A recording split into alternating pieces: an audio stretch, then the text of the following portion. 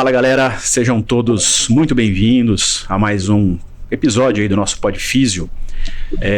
Bom, antes da gente iniciar o bate-papo de hoje, queria agradecer a todo mundo que assistiu os primeiros episódios, que comentou, que fez sugestões, que sugeriu aí novos convidados, né? E que tá de alguma forma aí com a gente interagindo nesse bate-papo. Esse podcast, né? Esse programa é feito aí para vocês, para todo mundo, para todos os fisioterapeutas, estudantes de fisioterapia, que estão, enfim, aí de conhecer novas pessoas, conhecer um pouco mais profundamente as trajetórias, e esse é o nosso desafio de achar um canal de comunicação, uma linguagem correta para compartilhar isso com vocês. Bom, hoje a gente tem dois convidados aqui super especiais e um tema diferente dos últimos que a gente acabou apresentando para vocês. Hoje a gente vai falar também de forma um pouco mais técnica em relação ao carreira, né, do fisioterapeuta, e de forma mais técnica em relação a programas de reabilitação. Então, o tema de hoje é quais os desafios, né, da fisioterapia na reabilitação de ombro. Para isso, a gente tem aqui 3 pessoas que trabalham muito com isso. Um é o professor Thiago, que já estava com a gente aqui nos outros 2, que tem muita experiência, que tem um trabalho aí incrível nesse sentido. Professora Ana Maria, da USP de Ribeirão Preto, que é uma grande referência para todos nós na reabilitação de ombro, em pesquisa sobre reabilitação de ombro. Então, sempre, quando a gente disse que seria a senhora convidada aqui, foi um grande alvoroço também com os nossos alunos, e todo mundo ficou super motivado, empolgado. E o outro é um parceiraço nosso, Felipe, que é o nosso coordenador, Ebrafim, Ribeirão Preto, também um cara que tem uma trajetória aí muito bacana, tá na Brafito, então também tem experiência, tá ligado aí em todos os processos. Então, assim, pra gente dar o start aqui nesse bate-papo, a gente queria no início, assim, não entrar diretamente no tema em questão. A gente queria saber um pouco das experiências, da trajetória. Em que momento da carreira profissional que realmente, assim, reabilitação de ombro virou um grande desafio, e como que foi esse momento, né? O que aconteceu? Por que vocês falaram assim, a partir de hoje eu vou me dedicar ao estudo disso de uma maneira diferente? Se vocês puderem compartilhar essas histórias com a gente inicialmente, eu acho que seria bem interessante. Acho que vale muito a pena os 3 aí falarem um pouquinho das suas experiências pessoais sobre isso. Professora Ana, primeiro você, por favor.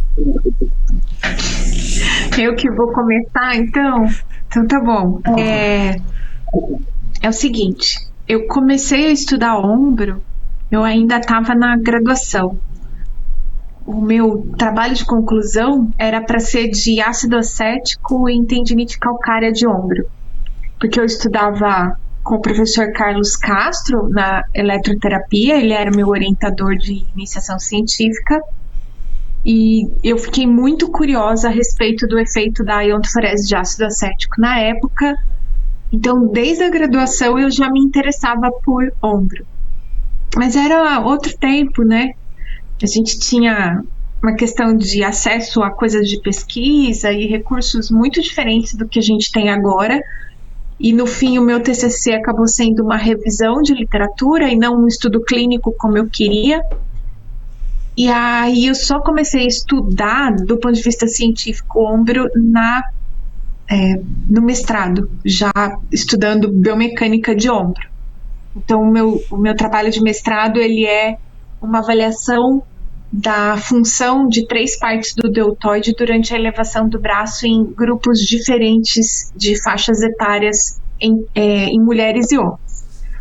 E depois, para o doutorado, eu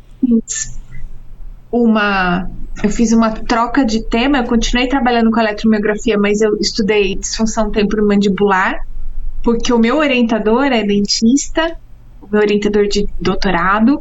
Eu estava em Araraquara e as pessoas me mandavam pacientes de DTM na clínica onde eu era supervisora de estágio, então eu acabei fugindo um pouco do tema, embora o meu primeiro projeto de doutorado também fosse para trabalhar com ombro, e era para ver a influência de níveis de cortisol na percepção de dor. Mas acabei desistindo desse projeto e fazendo esse de DTM para acabar o mais rápido possível, que eu estava com emprego já, estava querendo trabalhar, né? E aí aqui na USP, logo que eu cheguei, a gente chega numa universidade como a Universidade de São Paulo, na Faculdade de Medicina, tinha uma pressão grande para a gente fazer pesquisa. No começo, eu ainda estava estudando algumas coisas de ATM, o pessoal da coluna tentou me seduzir para estudar escoliose, mas hoje a linha de pesquisa está bem focada em reabilitação do ombro, e a gente tem algumas fronteiras de conhecimento que a gente vem desbravando em termos de contribuição psicossocial para dor persistente no ombro. Então, a minha experiência é pacientes de dores atraumáticas e crônicas no ombro é o que eu mais vejo e trabalho, diferente do Felipe, que lá no hospital vê muito pós-operatório, muito trauma, e ele também completa o nosso grupo aí com essa experiência dele. Felipe, conta um pouquinho aí da tua história. Olha, vamos ver, eu acho que especificamente estudando ombro, eu acho que meu primeiro direcionamento que eu tive foi em 2011. Eu estava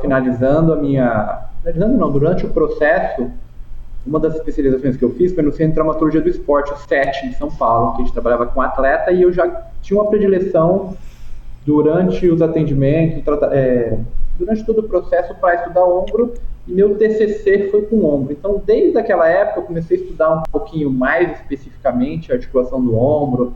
Naquela época, estava muito na moda ali, 2011, 10, ombro do arremessador, todas aquelas alterações biomecânicas que tinham do ombro do arremessador. Eu comecei a gostar muito disso, estudar bastante isso, eu acho que foi talvez o start. Aí, na área acadêmica mesmo, eu acho que, propriamente dito, foi no meu mestrado. Meu mestrado foi com nadador, e aí eu entrei bem na área da biomecânica mesmo, inicialmente. A gente fazia análise cinemática, com eletromiografia. Na época, a professora Ana Maria ainda ela era colaboradora, nem era minha orientadora ainda, no mestrado. Eu fiz com o professor Paulo Santiago, aqui da Escola de Educação Física. E aí eu entrei de cabeça mesmo para estudar ombro, né? E aí em seguida eu já fui para o doutorado, aí eu fui para o laboratório da professora Ana Maria, e aí a gente continuou na linha de biomecânica, mas agora eu trabalho com trauma de membro superior e bastante com trauma de ombro também. E paralelo a isso, desde 2014, né, foi da época que eu comecei o mestrado, paralelamente eu entrei no Hospital das Clínicas, né, aqui de Ribeirão Preto, que tem um perfil muito de fraturas, né, de trauma. Então, acho que muito por isso, aí como eu já tinha essa predileção para o ombro, as coisas foram acontecendo aos poucos. Então, as aulas do ombro, eu comecei a pegar uma, outra. Hoje, todas as aulas do pessoal da especialização de ombro, sou eu que sou responsável, pelo menos por organizar. Eu dou a maioria das aulas, mas eu organizo, e chamo os convidados, tal, de toda essa organização.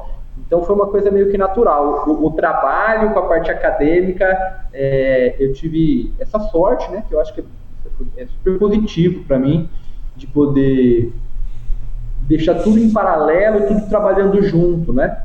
Então, tanto a parte do trabalho, na supervisão do estágio, da especialização do HC, quanto na minha parte acadêmica, eu tenho estudado e trabalhado com o ombro aí nos últimos 3, 4 anos, mais especificamente no meu projeto de doutorado. E ainda, pegando um gancho que é importante, quando eu abri a minha clínica, né, eu estou até da clínica aqui gravando, eu vim trabalhar com um cirurgião de ombro, né? Hoje ele foi para Portugal, hoje eu estou numa clínica que tem vários cirurgiões de várias especialidades dentro da ortopedia, mas eu fiquei 1 ano aqui meio que internado com ele, só atendendo o ombro. Minha agenda no ano passado era ombro, pós-operatório de ombro, o dia todo. Hoje está um pouco mais variado, mas também teve esse outro detalhe da reabilitação de ombro que faz parte aí da minha trajetória como fisioterapeuta. Legal. o Thiago vai falar um pouquinho da história dele, e é bacana porque eu acho que a história do Thiago é diferente da de vocês dois. Ele não começou estudando o ombro, ele começou sendo obrigado a reabilitar o ombro. E aí o estudo, claro, é consequência disso. Fala um pouquinho, Thiago, dessa trajetória. Então, um prazer, né, estar aqui de frente de duas inspirações. Muito obrigado. E é um pod físico muito especial para mim, porque a minha rotina de trabalho de atendimentos, desde a minha formação lá em 2001, onde de repente eu caio, por indicação da minha professora no estágio de ortopedia, aí eu caio numa clínica com 5 cirurgiões e um moleque no meio para poder falar assim, e agora, né? Vamos atender de tudo, aquela questão, falar assim, o que tiver para atender, a gente vai atender, na preferência, né, da ortopedia. E um dia chegou uma paciente que eu falo até hoje, e depois eu tive a chance de atender a filha dessa paciente, né, que já era uma senhora, que ela apresentava uma disfunção grande de manguito rotador, e a gente está falando de coisa de 20 anos atrás. Só não vamos tentar calcular a idade, né? Mas e nisso, tipo, o que eu fiz? Eu fiz alguma coisa demais? Não, eu coloquei a mão na paciente, né? Eu não tinha nem toda aquela ideia do processo de comunicação, mas eu falei assim, vou fazer de tudo para que essa paciente se recupere e a gente tente evitar, né, um procedimento cirúrgico. Enfim, eu atendi essa paciente em algumas sessões e, de repente, no consultório, lá na clínica, ligação para você. Aí era o ortopedista da paciente, o cirurgião. E aí, até hoje, eu falo com ele diariamente ainda, e a gente tem muitos pacientes em comum. Ele falou assim, cara, eu quero te conhecer e eu quero que meus pacientes eles façam a reabilitação com você. Então, eu não escolhi trabalhar com o ombro. Então, o ombro caiu na minha vida como um presente de Deus. E eu falei, agora vamos embora. Então eu comecei a estudar ombro, eu comecei assim, agora eu vou ter que desbravar isso aí, vou ter que ser o diferente aqui na cidade, que até então, se o cara mais antigo de ombro da cidade não tinha uma referência de fisioterapia, eu falei, chegou a minha chance. E aí eu comecei, e até hoje eu sou apaixonado por isso, faço atendimentos diariamente de ombro, eu não vivo sem ombro. E isso foi me dando um leque muito grande, porque a gente trabalhava com convênio na época, e ele me ajudou muito a fazer a progressão disso. E aí eu fui conhecendo outros ortopedistas da cidade e acabei indo para o centro cirúrgico. E eu comecei ficando amigo deles, comecei indo pro pré-operatório, pro intraoperatório e pós-operatório. E hoje tem uns colegas que eles têm até um grupo disso, que é o Ombro Sem Dor. E a gente tem reuniões clínicas, né, do ortopedista, fisioterapeuta, a gente discute casos. E semanalmente a gente tem essa oportunidade de ir para o centro cirúrgico e conversar sobre coisas mais, sobre detalhes, sobre novidades cirúrgicas, e isso eu tento trazer para o dia a dia, essa aproximação que ela é muito interessante. E aí, olha que coisa maluca, né? A gente está falando lá de 2001, e aí a oportunidade de trabalhar no doutorado lá em Botucatu, com orientação do meu amigo que está aqui na minha frente, trabalhando com tratamento conservador, vendo o modelo biopsicossocial, tentando entender um pouco mais. E aí, minha professora que está aqui na minha frente me ajudou bastante, com muitas ideias, porque eu costumo dizer que a gente tem que seguir modelos melhores que a gente, modelos que nos incentivam a ser cada vez melhores. E eu estou aqui com 2 referências bastante importantes na minha vida e que no caminho, na minha trajetória aí, com a oportunidade de trabalhar com o ombro, eu tento fazer o meu máximo e tento realmente fazer o que eu tenho aprendido aí. Acho que não é um fechamento, né? Mas eu acho que não foi nada planejado, mas caiu como uma grande oportunidade. E hoje a gente tem mais uma oportunidade de estar aqui falando sobre isso. Show de bola. Independente da ordem, né, dos fatores aí dessa conversa, a gente percebe que 3 coisas são essenciais: muito estudo, pesquisa e prática. Se a gente não tiver isso como determinante aí em qualquer tipo de processo de trabalho, possivelmente várias lacunas serão abertas, e é isso que a gente tem buscando. E eu sei que todos vocês aqui são pessoas que estão diretamente ligadas a exatamente essas 3 frentes, né? Talvez com uma proporção maior de uma do que da outra, mas independente disso, as 3 frentes estão presentes. Enfim, já que nós temos aqui 3 pessoas que têm bastante conhecimento, experiência e tal, se a gente fosse tentar determinar assim hoje, qual é o grande desafio na fisioterapia qual que é o grande desafio para a fisioterapia na reabilitação de ombro, na opinião de vocês? Professora Ana Maria, pode começar, por favor. Eu mesma? É o seguinte, o que eu acho que hoje é um desafio, e talvez não seja só para o ombro, tá? Porque quando eu olho assim, o panorama histórico da reabilitação do ombro, a gente começa primeiro uma fisioterapia super conservadora, no sentido de pouco estresse físico sobre tecidos. A gente tinha uma coisa de proteger excessivamente os tecidos, isso aconteceu na musculoesquelética como um todo.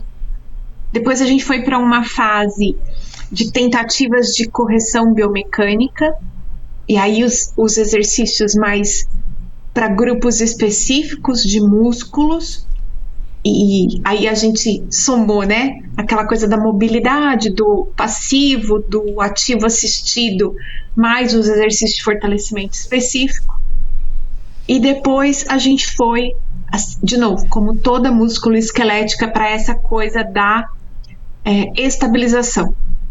E aí, enquanto para membro inferior era a estabilização do quadril no plano frontal, no membro superior foi a coisa da estabilização da escápula. Até a gente entender, né, que não se pode tratar como verdadeiro uma articulação que é falsa, as pessoas ficaram lá tentando estabilizar a escápula enlouquecidamente. E agora, a gente está numa fase nova, que é entender como os fatores psicossociais influenciam na reabilitação desses pacientes, ao ponto da gente poder pensar em perguntas do tipo: se tratamento conservador e cirúrgico são iguais, por exemplo, na causa de dor mais comum do ombro, que é a tendinopatia de manguito rotador com ruptura, então quem é o paciente que não deveria operar?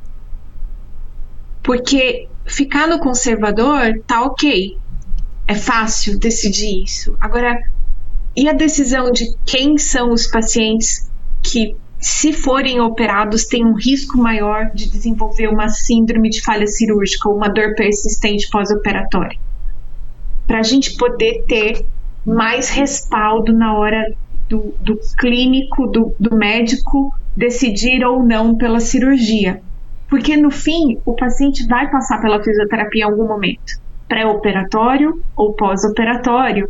A gente tem que entender esse cenário como um todo. E o que a literatura vem mostrando, é lógico, alguns fatores físicos são importantes, mas os fatores psicossociais pesam muito mais nos prognósticos.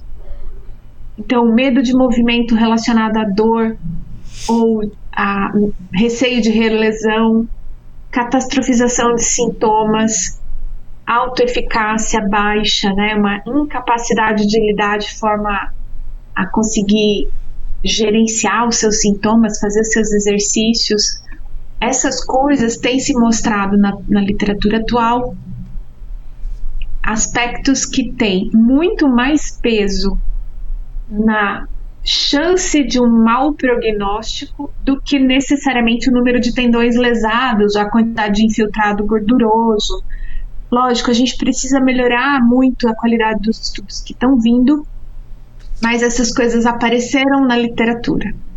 E um outro desafio, eu acredito, é o pensamento extremamente cartesiano que a gente tem a respeito de tudo na vida e que acaba caindo também na coisa da dor. De novo, estou falando de ombro, mas poderia estar falando de qualquer articulação, que é aquela coisa, né, que tem um apelo emocional e prático muito forte, mas que de verdade não existe, que é você sentar, desenhar um ombro e aí escrever assim, a dor do ombro vem daqui. A dor não está no tecido periférico, ela é uma elaboração mental, cognitiva, afetiva, emocional. E o nosso raciocínio ainda é muito linear, muito cartesiano, muito linear, e ainda muito pautado em biomecânica exclusivamente. É muito mais fácil você explicar para um aluno de graduação, ou mesmo para um recém-formado, para alguém mais inexperiente, a dor no ombro acontece quando eu aperto o tendão no manguito rotador, do que explicar para ele que talvez apertar o tendão no manguito rotador seja uma quantidade de informação suficiente para que o cérebro entenda que tem algo errado e ele está ameaçado. Mas que esse tendão pode estar rompido, e se a pessoa não dormir bem, isso também pode ser informação suficiente. Então é muito mais simples fazer raciocínios mais lineares, rápidos e curtos, mas isso é uma questão de mentalidade, de cultura. Não é só mexer no fisioterapeuta, na formação do fisioterapeuta, mas em como a gente vê o mundo.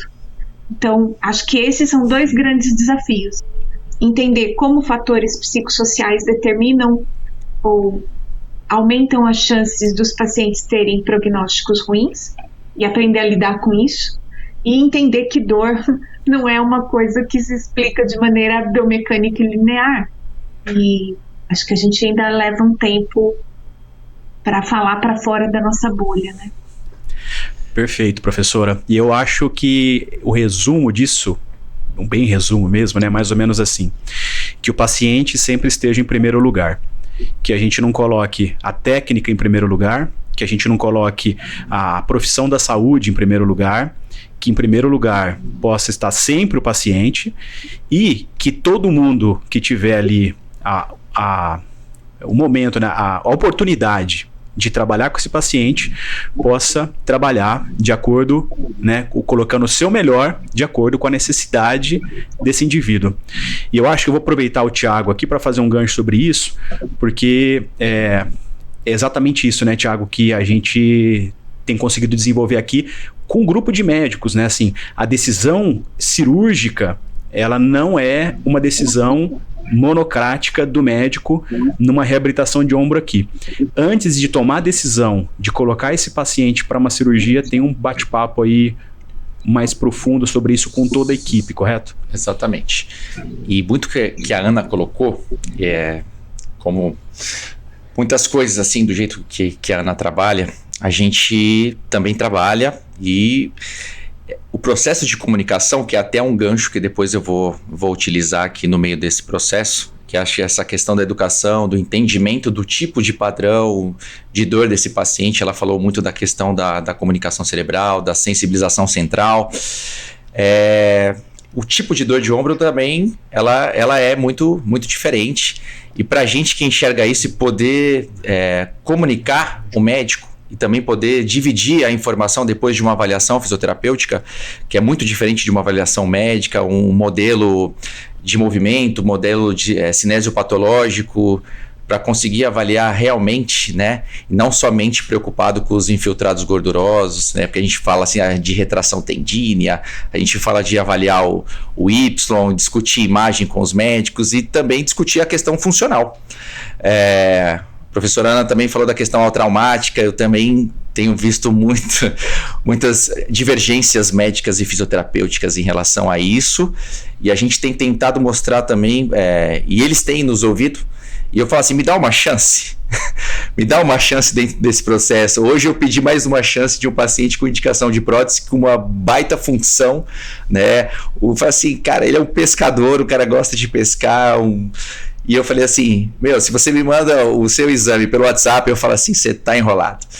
Mas na hora que eu falei, cara, eu não acredito, você me surpreendeu, você pra mim, eu filmei, o que eu fiz na hora? Eu falei assim, a primeira coisa que eu fiz foi mandar pro médico. Eu falei assim, eu preciso conversar com você hoje, pra gente entender algumas coisas que a imagem não mostra, que é a qualidade do paciente, que é o aspecto biopsicossocial, que são as diferenças, é a educação do paciente, é mostrar para ele realmente o que ele tem e o que ele apresenta e há quanto tempo ele tem isso, e se ele vive muito bem com isso. Assim, me dá uma chance. Eu acho que dentro desse processo, Brunão, Ana e Felipe, eu tento salvar vidas todos os dias, como vocês também, né? Salvar vidas, eu digo assim, evitar procedimentos mais agressivos, que a gente sabe que nos follow-ups aí lá na frente a gente pode ter um final, né, não tão diferente do tratamento conservador, que é o que eu tenho estudado aí com vocês. Show de bola. E aí, Felipe, quais são as pedras no seu caminho? Cara, imagina, eu acho que, até por ser aluno da Ana, eu acho que eu tenho muito da influência, mas eu acho que a fisioterapia, ela passa por fases, por modas, parece, né? A gente já teve várias modas na fisioterapia, do valgo dinâmico, que a professora falou, da escápula, tudo era escápula, né? Na minha graduação, eu estudava tanto, duas coisas que eu estudava, era maneiras de ver de cinese, de escápula, e como que a gente focava em um músculo específico do manguito rotador. Então, se você me perguntasse, eu sabia os 30 melhores exercícios para focar em cada um dos músculos do manguito rotador. E hoje a gente não tem esse pensamento tão analítico, né? E aí tem um segundo ponto, é que eu trabalho num laboratório de biomecânica, né? Meu raciocínio, ele é todo treinado desde sempre a ver de maneira tudo muito objetiva, muito numérico ali. Para mim, isso faz parte da minha formação como pessoa também. E eu acho que tem alguns pontos bem importantes. A gente falou muito do aspecto psicossocial, né? Que tem esse perfil de paciente que vai para o tratamento conservador, que tem um perfil de dor mais crônica. Essa parte, os aspectos psicossociais, eles têm um peso muito grande e que nos parece que ele tem um peso talvez até maior do que pensando do ponto de vista anatômico e biomecânico. Mas existem outros perfis de pacientes que a gente estão dentro da reabilitação do ombro, que talvez essa balança penda um pouquinho diferente. Eu vou dar alguns exemplos, coisas bem simples. O paciente, depois que ele faz uma cirurgia, por exemplo, um reparo de manguito, a gente sabe que, apesar dele pode ter uma parte do psicossocial ali, um peso bastante importante na reabilitação, a gente teve uma mudança estrutural ali. Então, no biopsicossocial, para esse paciente, o bio é um pouquinho mais importante. A gente sabe que colocar carga, uma progressão ideal ali, isso é importante, estressar esse tecido de uma maneira que vamos colocar que é um pouquinho mais importante do que o paciente do tratamento conservador mais clássico, que é aquele paciente que tem características de dor mais crônica. E quando a gente pensa no paciente de trauma, a bolinha do bio lá, ela é a maior. Ele pode ter algum comprometimento relacionado ao medo de movimento, à baixa eficácia, ou qualquer um dos outros parâmetros psicossociais? Pode sim, mas ali o paciente de trauma, a gente sabe que a parte biológica tem grande importância nesse processo de dor, e é nela que a gente vai ter que mirar talvez com mais força. Então, eu acho que a gente vem evoluindo nisso, nosso entendimento que diferentes patologias e principalmente diferentes pacientes, né, eles vão evoluir, vão precisar de abordagens diferentes. Então, a gente fala que é até meio clichê, que o paciente tem que ser visto como um todo. Eu acho que a gente tem evoluído muito, muito nisso, de entender que algumas características vão mudar o tipo de tratamento que a gente vai ter, as características pessoais, mas que também características da doença que ele tem também nos dão o prognóstico ou o direcionamento. Então, eu acho que a gente tem que ter esse cuidado de observar algumas coisas, não colocar tudo no mesmo pacote aí, que tem algumas peculiaridades que a gente tem que levar em consideração. Muito bom, Felipe. Eu queria aproveitar o gancho aqui. Professora, eu assisti o curso de pós-operatório de manguito, onde a Gisele Harumi, do seu grupo, também acho que ela fala na terceira aula, muito sobre isso do que a gente falou, né, do modelo BPS, aí no pós-operatório de manguito rotador. E se você puder comentar um pouco sobre isso, acho que seria interessante. E aproveitando a parte comportamental, acho que também tem uma aula falando da parte que você se preocupa também com o Walter fez uma aula bem legal falando da parte comportamental também dos pacientes. Então ele se preocupa muito com essa questão dos exercícios domiciliares depois também, e muito preocupado com isso. Isso fez muito sentido para mim, e eu também tento reproduzir isso com os meus pacientes, que acho que faz muito sentido, e aquele curso está muito bem explicativo e está muito bacana para poder utilizar no seu dia a dia. Bem, o pós-operatório de manguito rotador é um exemplo clássico de uma situação em que a dor é de predomínio nociceptivo há lesão clara de tecidos, né? Há tecidos em processo de cicatrização. E acho que o maior desafio aqui, pelo que eu vejo as pessoas conversarem e perguntarem, é que é difícil as pessoas entenderem a diferença entre o que é um protocolo e como utilizá-lo no mundo real. Então, quando a gente fala, você não deve realizar exercícios resistidos com carga para abdução, rotação externa, enquanto não tiver uma DM completa, livre de dor, ativa e passiva, as pessoas, em geral, ficam incomodadas. Porque a maior parte dos fisioterapeutas faz o quê? Quando tá, assim, com um finalzinho de amplitude, com dor, ele fala o seguinte: não, é só lá no alto, eu não vou treinar, eu não vou colocar carga nessa posição, então tudo bem. Não tá tudo bem. Para um tendão que foi suturado num leito e numa cirurgia que tem uma taxa altíssima de reruptura, inclusive perioperatória, você tem que respeitar o tempo de cicatrização tecidual, de reconstituição dessa junção miotendínea.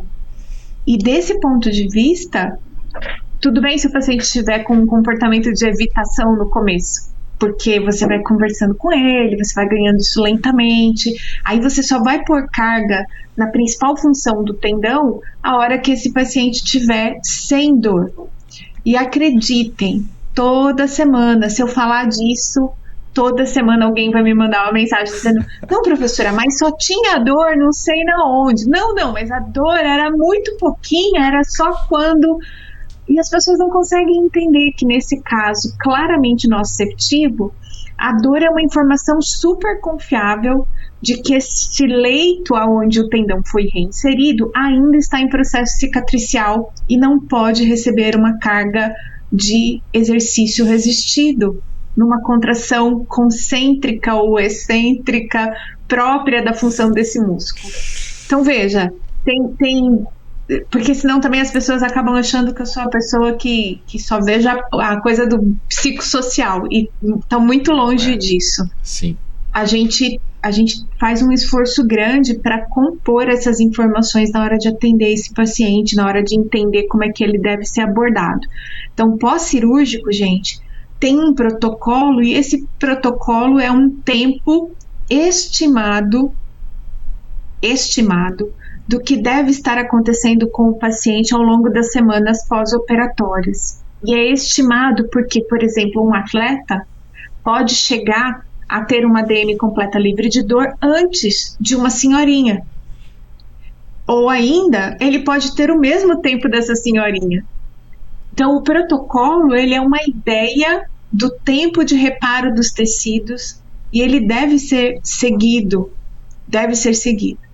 E aí outra crítica também que muita gente faz ao protocolo de reabilitação pós-operatória é quanto tempo fica de tipóia, quanto tempo leva o paciente para chegar na fisioterapia.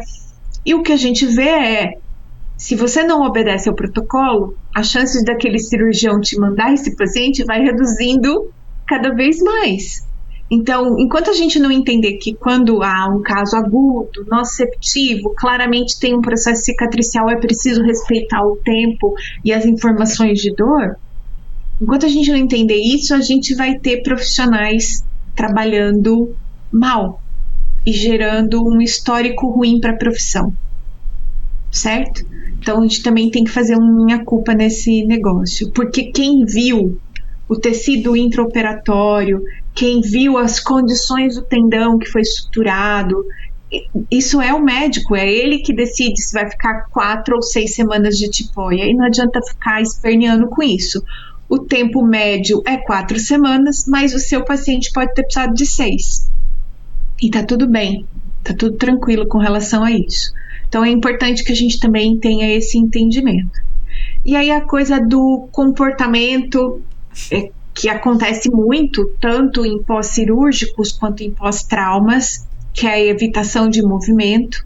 O paciente está, inclusive, instruído Ele vem do médico com o médico pedindo para ele ficar na tipóia. Ele vem do médico com o médico indicando para ele uma restrição de movimento que ele, naquele momento, o médico passa a instrução do momento. E aí a gente tem que conversar e explicar e dizer, não, agora a gente já pode fazer mais amplitude, agora vamos aqui, vamos ali. Alguns pacientes vão ter mais medo, outros vão ter menos medo. E, lógico, em situações pós-operatórias e pós-traumáticas, eu mesma olho assim e falo assim, gente, como é que vai reabilitar essa fratura proximal de úmero sem pôr um gesso, sem nada, né? Vai largar o cara da tipóia, conservador 4 semanas, espera aí para ver como é que vai ficar. Pensa para um paciente, se a gente que é profissional de saúde não se sente super seguro, imagina um paciente que tem uma fratura e ninguém engessou ele, porque no inconsciente coletivo popular, fratura se trata com imobilização gessada. E aí o paciente recebeu um tratamento que foi ficar na tipóia com uma orientação para não movimentar isso e aquilo. Então o paciente está com medo de movimentar. É natural para ele, não é uma distorção cognitiva, não tem nada de errado, é o senso comum. O senso comum é que eu tenho uma fratura que não foi imobilizada com gesso, não sei se eu posso mexer. Então, nessas horas, você quer recomendar um exercício para casa e o paciente está com medo de fazer porque ele tem uma justificativa para isso. Isso que eu quero dizer. E aí, trabalhar a questão do exercício domiciliar é muito importante, e uma coisa que eu vejo, que eu gostaria que as pessoas mudassem, é que muitos fisioterapeutas ainda deixam para fazer isso no momento da alta. Agora eu vou dar alta, então o senhor continua fazendo esses exercícios em casa. E aí o paciente está sozinho para experimentar movimento, para sentir dor, para sentir desconforto. E aí ele não tem mais você para conversar, para entender, para encaixar na agenda dele. Então, prescrição domiciliar é algo que a gente deveria estar fazendo desde o início, assim que puder fazer, e que no final a gente estivesse instruindo o paciente não para continuar fazendo exercício domiciliar, mas para ter um estilo de vida mais saudável, inclusive com um colega da educação física, por exemplo. Muito bom. Eu até queria fazer algumas considerações, mas acho que eu vou acabar levando a conversa para um outro caminho. Então, vamos lá. Felipe, Thiago, se vocês quiserem fazer alguma consideração, falar de algum caso sobre isso, acho que é um bom momento também. Vai lá, Felipão. Não, cara, assim, eu acho que a gente já teve sobre esse conflito, né? Eu acho que esse embate ele nunca vai ser positivo, né? Do fisioterapeuta com nenhuma das outras partes, com o cirurgião, que precisa ser nosso parceiro e não um antagonista, como muitas vezes pode ser pintado aí, e com o paciente também, né? Visto que o paciente ele vem com uma carga, vem com crenças totalmente diferentes. Eu acho que esse embate nunca vai ser positivo, pelo contrário, eu acho que falou-se bastante de comunicação aqui e a gente utilizar boas estratégias de comunicação, seja com outros profissionais, com os médicos no caso, quanto com os pacientes, eu acho que é o melhor dos mundos. Quanto à parte de protocolo, o que eu observo aqui que é até uma oportunidade para a gente. Principalmente o paciente crônico, muitas vezes ele evolui um pouco pior também, né? Se o paciente teve uma história aí de dor, aí, de uma cronificação de dor e depois ele vai para uma cirurgia, esse paciente ele tende a evoluir com um pouquinho mais de dificuldade mesmo, talvez com um pouquinho mais de dor. E a gente tem que ter isso bem claro. Mas esse período de reabilitação aí, que ele vai estar passando por esse protocolo, que ele vai ficar todo esse período imobilizado e que a gente vai começar todo esse processo gradativo de reabilitação, primeiro de movimentação, lá para frente de fortalecimento e de ganho de funcionalidade, eu acho que é uma oportunidade interessante. A gente consegue estabelecer metas muito claras para esse paciente e colocar expectativas, alinhar expectativas de maneira bem coesa ali a partir desse tempo. Então, o protocolo ele pode ser um auxílio bem importante para esse perfil de paciente, porque você tem um tempo que ele fica muito pouco e a gente tem essa chance de aumentar de maneira gradual e com muita calma, com muita tranquilidade, essa carga ou essa sobrecarga mecânica que a articulação está sendo está sendo exercida sobre articulação. Então, eu acho que muito da melhora dessa dor, desses pacientes que tinham um quadro de cronificação, é dessa capacidade que a gente tem depois no pós-operatório, dessa oportunidade de ir colocando, aumentando a demanda no ombro desse paciente de maneira muito controlada, muito parcialmente, a gente vai aumentando de maneira, como é que eu falo, muito combinado, com tudo muito controlado, que é algo que é difícil da gente fazer num tratamento conservador, a gente colocar isso tão gradualmente. Então, acho que são possibilidades bem interessantes aí, que os protocolos podem trazer para a gente, que esse período de imobilização e esse período que ele vai passar pode trazer para a gente. E uma coisa que eu sempre discuto bastante com o pessoal da especialização lá, com os nossos alunos, é que a gente tem que ter algumas prioridades dentro do processo de reabilitação. Então, uma bem simples, quando a gente vai pensar no pós-operatório, é que a gente tem, não sei se a melhor palavra é urgência, mas os nossos objetivos iniciais são de ganhar essa mobilidade, tanto passiva quanto ativa. Então, como a Ana falou, muitas vezes eles têm nós temos uma ânsia de querer dar força para o paciente, da funcionalidade, mas isso pode esperar um pouco.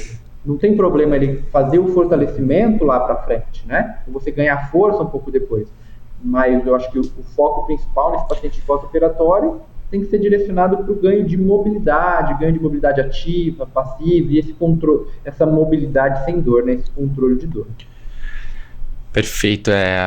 Então, muito bom ouvir isso em relação ao protocolo, da questão da preocupação com o tecido, do respeito do protocolo. Posso só fazer uma parte rapidinho? Pode, claro, pode. Bem rápido. Fique à vontade. Eu vejo muito fisioterapeuta reclamando essa coisa do que o médico não liberou uns dias antes para físio, sabe? E aqui no hospital o Felipe vai saber do que eu tô falando. A gente trabalha muito com reabilitação da mão. Então, 2 semanas na reabilitação da mão, para ADM de mão, faz diferença. Ficar 2 semanas a mais imobilizado faz diferença no ganho de amplitude lá na frente. Mas, para a maior parte das articulações do corpo humano, vocês podem reparar, se a gente observar o desfecho de satisfação, de dor, de função, de qualidade de vida, não há diferença entre protocolos acelerados pós-cirurgia e protocolos tradicionais. O que significa que se o paciente fica 15 dias a mais para chegar na físio para fazer mobilidade e fortalecimento, não faz diferença para a função dele. Pode fazer diferença na ADM? Pode. Na mão faz muita diferença para a função, ter perdido o ADM. Para ombro, para joelho, até para o próprio punho, se você estiver numa faixa de funcionalidade no final da reabilitação, não fará diferença. Então eu fico vendo muito fisioterapeuta reclamar de médico, de liberar para pós-cirúrgico, por uma coisa que está só na cabeça dele, porque de fato, na função do paciente, no resultado final, não fará nenhuma diferença. Exato. Mas é justo ainda bem que você falou isso, porque é justamente isso, porque todo mundo acha que vai acelerar o processo, sendo que o reparo, que o tecido está respeitando o tempo dele. Não vai ser isso que vai dar a diferença no final do protocolo. E concordo totalmente com isso e assino embaixo, tanto que a professora falou, que o Felipe falou também. Isso é muito relevante, o processo, desde o processo de comunicação, desde de utilizar o protocolo individualizado. Nem todos os pacientes eles vão responder da mesma maneira, e a gente tem que se adaptar a isso e trazer o maior conforto para o paciente dentro do processo de reabilitação. Aqui a gente também tem a oportunidade eu queria dar 2 pontos importantes assim que eu não tinha passado por esse tipo de experiência. Bom, primeiro, como a gente tem essa abertura com o médico e ele dá essa possibilidade do fisioterapeuta ir até o hospital, tanto para assistir a cirurgia, quanto, que aí foi uma novidade para mim também, não sei se vocês têm essa mesma experiência ou já passaram por isso, eu achei muito diferente, então por isso que eu acho que é legal comentar, o fisioterapeuta dando a alta pro paciente no hospital. Então eu tive a chance de algumas vezes ir até o hospital e falar com o paciente, fazer as orientações, conversar e dar a alta para ele com as recomendações até ele conseguir chegar até mim dentro do tempo esperado. Claro que isso muito bem conversado dentro do programa no protocolo de reabilitação. E o segundo ponto é a questão do uso do aplicativo em relação à parte domiciliar. Por conta, para não ter nenhuma divergência do paciente, fala assim, ele pegava muito o celular, deixa eu gravar como que é para poder fazer em casa. Então, hoje o paciente ele faz a avaliação, ele começa o trabalho e ele já tem um dever de casa com áudio, visual e o tempo todo no celular, quantas vezes ele tem que fazer, como ele tem que fazer.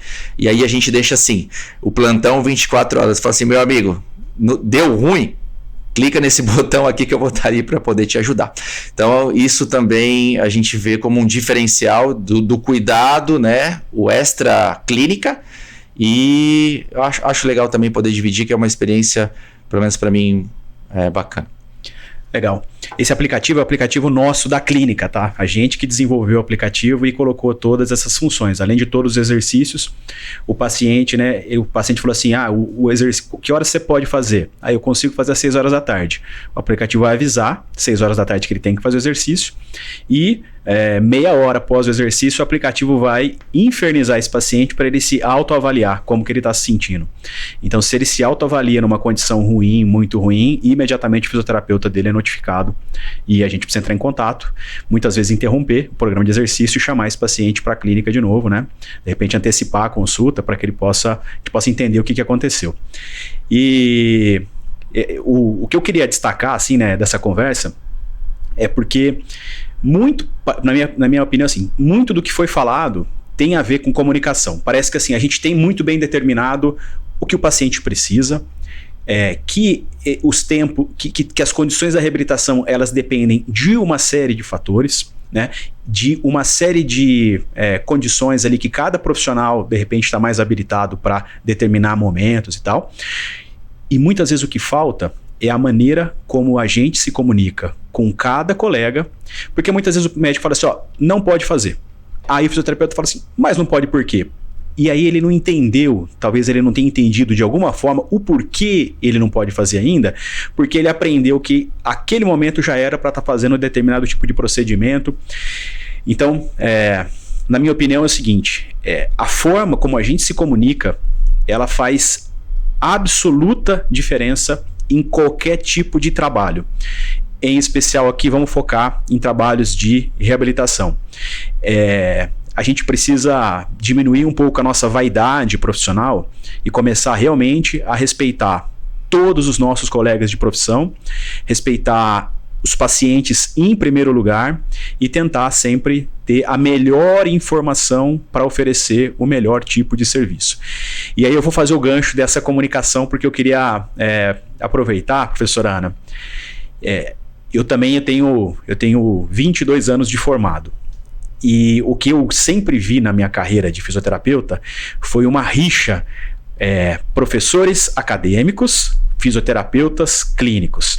Então o clínico vai lá e fala, esse cara não sabe o que é isso, e não sei o que, e o acadêmico vai lá, esse cara da clínica tá fazendo tudo errado, e fica uma guerra que é aquela coisa, isso não acrescenta nada para ninguém, não faz ninguém se desenvolver, e fica meio aquela coisa, meio que um se justificando em relação ao outro.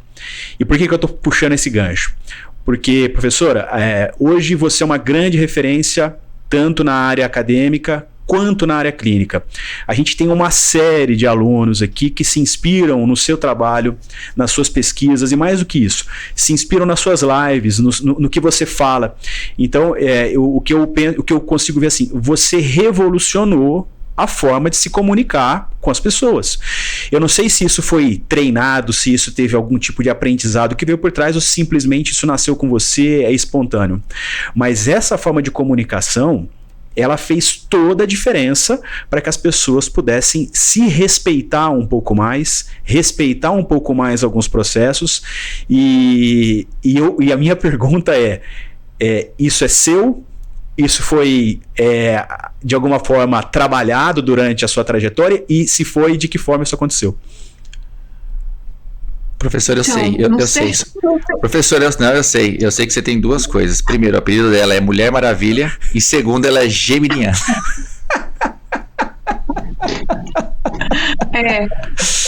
Então, é o seguinte. Dizer que foi pensado, planejado, não foi. Não foi assim. Planejei fazer as coisas. Não foi assim, não. E outra coisa, o Felipe tá aqui, ele não vai Assim, eu não posso mentir na frente de um aluno meu. A minha experiência clínica não é grande, comparada, por exemplo, à do próprio Felipe, que está todo dia nos servendo pacientes. Eu sou uma supervisora de estágio, eu sou uma supervisora dos meus estudantes dentro do ARCO, do Ambulatório de Reabilitação do Complexo do Ombro. E nos últimos 2 anos, com a coisa da pandemia, e por eu ter me afastado da gestão desse serviço, onde eu trabalhei como gestora, eu que coordenava o trabalho dos fisioterapeutas lá, então eu ficava muito mais, certo? Antes da pandemia eu ia toda terça-feira, estava lá toda terça-feira com os meus alunos, inclusive com Marcela, com as meninas que atendem lá. Então, assim, um tanto de experiência de estar dentro da supervisão. Então, eu quando falo de algumas coisas que eu sei que os clínicos veem, é porque eu vi os meus alunos, os nossos pacientes passando por isso. Mas, de longe, a minha maior experiência não é clínica. Eu digo que a minha maior experiência hoje é ser professora, é no ensino, e a experiência que eu tenho com pacientes é de observar os atendimentos que são realizados no ARCO. Há 2 anos eu não tenho um paciente meu. Quando eu estava lá, eu tinha eventualmente um ou outro paciente que era meu, que eu estava ajudando a atender. Então, eu totalmente... E aí tem isso, né? Assim, eu não digo para as pessoas que eu tenho essa experiência que eu não tenho. Eu sou 100% honesta com isso. Então, quando as pessoas me escrevem, eu falo assim, se o paciente tem isso, tem aquilo outro. Ah, tem. Ah, então se tem, vamos fazer assim. Ah, não tem. Ah, então não tem, vamos tentar de outro jeito. Então, eu não digo que eu sei a solução daquele problema. Assim, eu tenho ideia do que deve acontecer, eu tenho ideia de como o paciente se comporta. Agora, a gente está num momento da história da fisioterapia que totalmente não faz sentido a divisão de academia e clínica, certo? Uma coisa é eu responder para você, a maior parte do meu salário hoje vem da minha atividade docente. E da minha atividade docente, 1/3 é pesquisa. Essa é a minha vida, certo? Outros profissionais vão dizer, a maior parte do meu salário vem do pagamento de atendimentos clínicos. Então, isso define um clínico, isso define um docente. Um recebe a maior parte do salário dele vindo do atendimento clínico, outro recebe a maior parte do salário dele vindo da atividade de ensino. Agora, o universo de conhecimento não se divide. E quem ainda está dividindo está fazendo uma tremenda bobagem. Uma bobagem absurda. Eu não vou para um ambiente de pesquisa sem pensar como é que resolve a clínica. Eu não faço isso. Felipe está aqui, de novo, não me deixa mentir. Os nossos trabalhos são todos colhidos hoje 100% em pacientes. Todos os nossos estudos são estudos com pacientes.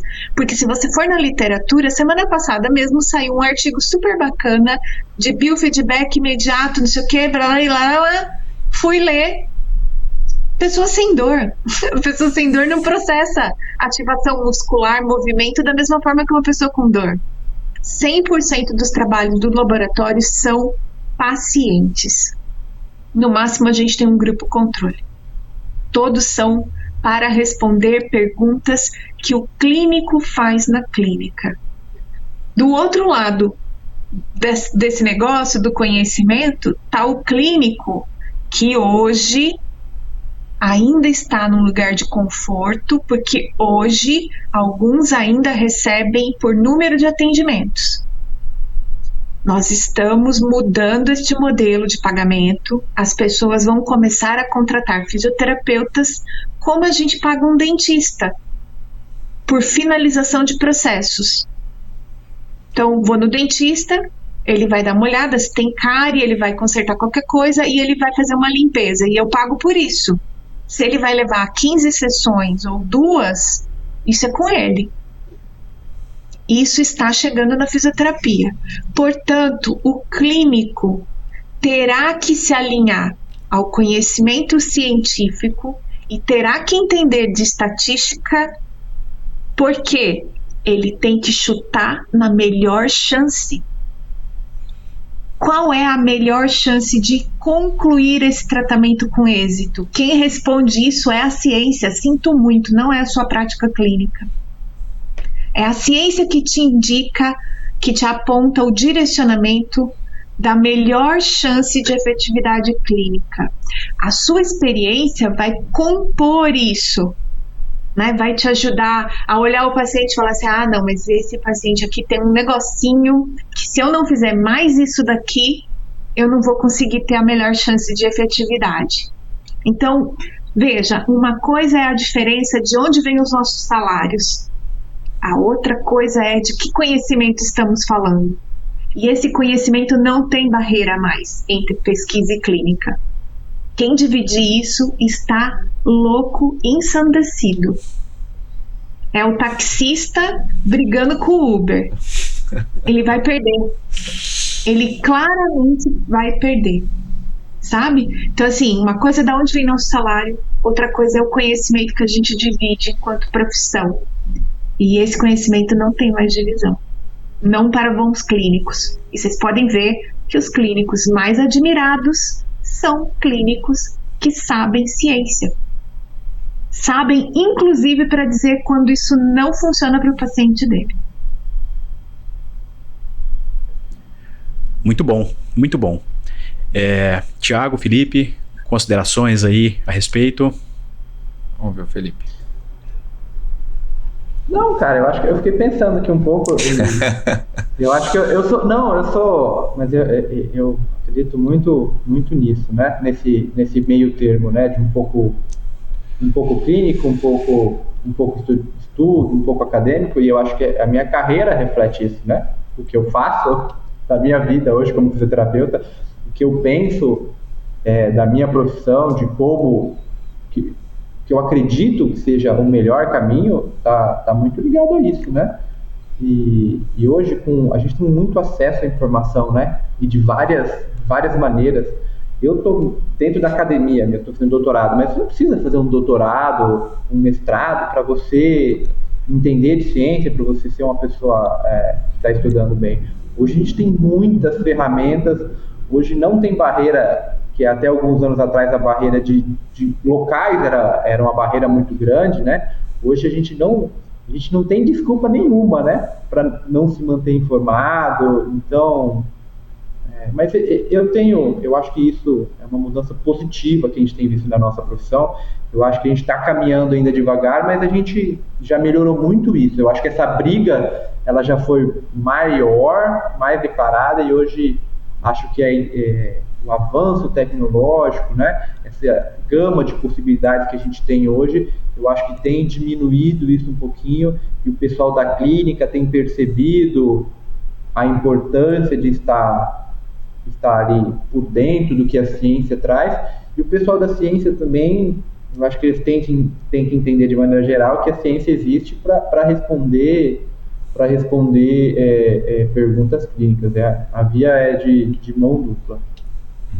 Eu acho um comentário assim, concordo plenamente com vocês, e eu vou pegar lá aquele gancho daquela paciente lá no início, tá? Qual era a forma de se comunicar com os médicos, e hoje, como que eu vejo a diferença em relação a isso da hora da parte do conhecimento, de mostrar que a ciência ela é importante dentro do processo, que os médicos começaram a buscar isso também. Eles começaram a entender um pouco melhor que a ciência ela faz parte também, começaram a estudar um pouco mais da fisioterapia em si.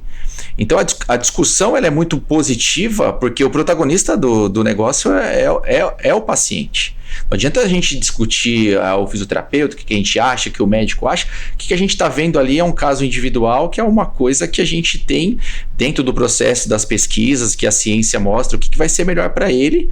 E eu concordo que um dia esse modelo, que ele já vem mudando, né? Eu estou falando que lá atrás era muito difícil, e hoje a gente vê realmente os médicos mais estudiosos nesse sentido, e buscando não só, como o Felipe falou, buscando mestrado, buscando doutorado, mas enxergando a eficiência que isso dá, desde o processo de comunicação até a abordagem, até falar que isso não é comigo, isso é com ele. Então, acho que a gente está indo para uma evolução muito, muito importante e numa evolução bastante positiva dentro do processo sempre dos estudos, que o Bruno começou o podcast falando disso. Perfeito. É mais ou menos assim, né? O diagnóstico médico, ele tem como principal função definir conduta. Basicamente, o diagnóstico médico define a conduta, na grande maioria das vezes, como uma intervenção estrutural, de repente cirúrgica, ou uma intervenção química, medicamentosa, e tem como finalidade também definir prognóstico. Então, essas duas coisas são indispensáveis no diagnóstico médico. E a gente vê que muitas vezes, no nosso diagnóstico, né, fisioterapêutico, o prognóstico meio que fica meio de lado, né? É meio que assim, né? E aí, quanto tempo? Vamos ver como é que você vai reagir, como é que não sei o quê. Não, você precisa dar prognóstico para o paciente. Você precisa... É claro que a gente sabe que N coisas podem acontecer no processo de reabilitação, mas você precisa dar prognóstico. Faz parte do trabalho do fisioterapeuta também dar prognóstico. E a professora Ana falou muito bem. Para dar bons prognósticos, é preciso estudar aspectos científicos relacionados a cada uma das condições. E eu acho que é um caminho aí absolutamente válido. Eu vou aqui aproveitar e vou fazer um gancho. Pode falar, professora. Lembrando, né, que uma coisa é você dar um prognóstico, por exemplo, para uma infecção gram-positivo, que você tem um fármaco, joia, você prescreve, você sabe o tempo de ação farmacológico, sabe como é que mais ou menos esse corpo vai reagir. E ainda assim existe algum grau de incerteza, certo? Outra coisa é dar prognóstico, por exemplo, para dor crônica. Porque se a dor crônica se compõe de tantos fatores diferentes, acertar o prognóstico é mais difícil, sem dúvida que é. Então a gente também não pode se espelhar exatamente em como se faz o prognóstico dentro da medicina e da fisioterapia. A gente vai ter que criar esse modelo, a gente vai ter que criar isso, porque isso inclusive não está bem estabelecido no mundo, não é algo que nós estamos vivendo sozinhos no Brasil.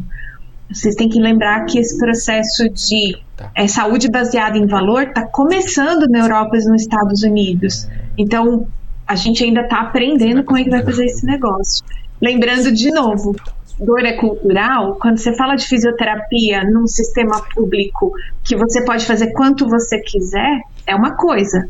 Quando você fala disso na Europa, nos Estados Unidos, que o atendimento dura 20 minutos e você paga uma nota, é outra coisa. Então a gente está construindo esse modelo. Por isso também que é tão importante valorizar a pesquisa de fisioterapia no Brasil, para a gente entender como é que isso vai ser para nós. A nossa jabuticaba, né? Legal. Prognóstico para dor crônica, mesmo o prognóstico médico para dor crônica, ele é completamente... Não é que o prognóstico, a gente não consegue definir tempo. A gente define para o paciente que processos difíceis serão necessários e que é preciso ter algum certo tipo de cautela, paciência, né? Então mas é isso, é comunicação, né? Como a gente passa a mensagem no sentido de, eu preciso te falar exatamente o que deve acontecer com você daqui para frente, ou mais ou menos o padrão normal de sequência dos próximos fatores. E meio que pegando o gancho aqui de... eu não vou dizer que é polêmica, mas algum outro tipo também de rusga, assim, entre colegas fisioterapeutas. E até, professora, é uma pergunta que veio do seu aluno de pós-doc, professor Fleury, lá de Fortaleza, um grande amigo nosso aqui. Cuidado com ele, cuidado. Não acredito que o Fleury vai me botar em fria, nem sabia que vai me botar em fria. O menino, ele é perigoso, cuidado, que ele tá de longe, mas ele tá rodeando. Uma outra discussão, né? A pergunta dele, na verdade, foi assim: pergunta para a professora Ana o que ela acha de manipulação de coluna para dor no ombro. Mas eu quero ir até além disso. A gente hoje vê, parece que existe algum grupo, os grupos separatistas, né? Mais ou menos assim, né? O que você acha que o paciente tem que fazer? É terapia manual ou é exercício? Tal. Eu queria que, na verdade, não só você, professora, mas começa com você. Eu queria que todo mundo falasse um pouquinho sobre as suas experiências com isso. Terapia manual, exercício e os grupos separatistas. Os 1000 fascistas. Não, tô brincando. Ó, o que é importante a gente dizer? E eu quero que todo mundo escute isso com muita atenção. Hoje, o que a gente tem de revisões de literatura com e sem revisão, com e sem meta-análise, tá? Todos os estudos anteriores são estudos que foram feitos com base em diagnóstico médico, anatomopatológico. Então, você pega a revisão de literatura, as pessoas estão usando os seguintes termos: síndrome do impacto, síndrome do manguito rotador, né? A gente não tem hoje artigos clínicos RCTs nos quais as pessoas foram incluídas no estudo por diagnóstico cinético funcional. Por exemplo, nesse trabalho os pacientes tinham fraqueza de serrátil e nós fizemos exercício de retração da escápula, de protração de escápula, nós fizemos exercício periescapular, certo? A gente não tem isso na literatura hoje. Portanto, todo o resultado que a gente tem hoje de literatura científica é baseado em grupos heterogêneos de pacientes. E ainda assim, o exercício sai na frente, mostrando uma efetividade na redução da dor, muito provavelmente por conta da ação dele no tendão do manguito. E desse ponto de vista, hoje, o que a literatura fala é terapia manual e exercícios com carga, progredindo a carga, ainda que seja sem resistência externa, mas colocando em posições anatômicas que a biomecânica vai aumentando a resistência com o peso do corpo, certo? É isso que está escrito. Ana, isto é uma pedra lançada na água, afundou, nunca mais ninguém vai mexer nisso? Não, não acredito nisso. Acredito que a gente ainda vai ter, nos próximos 10, 20 anos, mudança disso. Por exemplo, inclusão de algum recurso fotoelétrico, que hoje estão todos muito desacreditados pela literatura. Ultrassom hoje tem evidência de que não deve ser feito porque não adiciona benefício algum. E tem gente que questiona isso, por conta de dose, por conta de comprimento de onda, de frequência e tudo mais. Então, hoje é para a gente fazer terapia manual e exercício. Que terapia manual? Não sei, porque todos esses trabalhos colocam várias estratégias dentro desse pacote. Tanto técnicas articulares, diretas, glenomeral, acromioclavicular, né, escapulotorácica, quanto técnicas cervical e torácica. Poucos trabalhos revisaram cervical e torácica, alguns RCTs diz que tem resultado, outros dizem que não. Então a gente não tem uma base científica para recomendar ou refutar. Hoje, a gente nem pode recomendar expressamente, nem pode dizer que não é para usar expressamente. Ana, o que faz? Faz o bom senso. Faz o bom senso. Você fez na clínica? Obteve resultado? No composto do seu protocolo tá dando certo? Tá fazendo o exercício que é a evidência científica mais forte? Tô. Então tá tudo certo. É assim que eu vejo, tá, gente? Ana, eu tenho um episódio bem interessante que eu acho que é legal a gente compartilhar aqui, que fala um pouco de recurso para tendinopatia. A gente estava num evento que a gente fez da Brafita aqui em Ribeirão Preto e cada colega ia falar de algum aspecto de tendinopatia. Então, o primeiro colega falou de ciência básica, aí eu falei de ombro, o outro falou de cada uma das articulações e tinha um dos colegas que ia falar de laser, né? De uso de laser. Era até o Carlos, que é professor aluno do professor Reinaldo Guirro, aqui de Ribeirão Preto também. Aí ele trouxe primeiro uma revisão sistemática que descia, assim, falava que não funcionava e tal. Aí ele mostrou, agora eu não vou lembrar, não sei se é o ADA, não é o ADA, tem uma sociedade internacional que tem a descrição dos valores, do que tem na literatura que deve ser usado como recurso, né? Aí ele foi dissecando cada um dos artigos que estava nessa revisão sistemática que ele mostrou. Estavam todos fora. Tinham 10 artigos incluídos, todos estavam fora das diretrizes. Aí ele foi mostrando alguns ensaios clínicos que que tinham bons resultados. E eu acho que ele bateu muito em cima disso depois da forma, assim, olha, é bem provável que tenha assim, algum benefício, mas só que a gente não sabe ainda essa dose, o período, se é mais agudo, se é uma fase subaguda. Então, aquilo ficou na minha cabeça. Nossa, é complicado, né? Porque a gente acaba que eu não estudo muito foto e tal, e a gente fica refém um pouco disso, né? Por isso que estudar é tão importante, a gente ficar por dentro das coisas tão importante, porque é uma revisão sistemática numa revista ótima, assim, né? E aí a gente depois fica transmitindo isso, né? Não funciona, mas talvez isso seja algo que, com o avanço aí da pesquisa, com melhora da parte clínica, isso vai melhorando.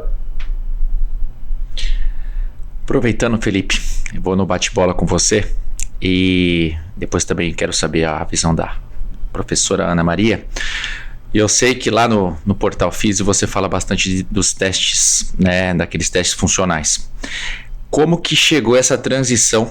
Porque pegar o Bruno lá na propedêutica, o Brunão estudou no Hoppenfield, no Magui, lá atrás, fazendo os testes clássicos ortopédicos.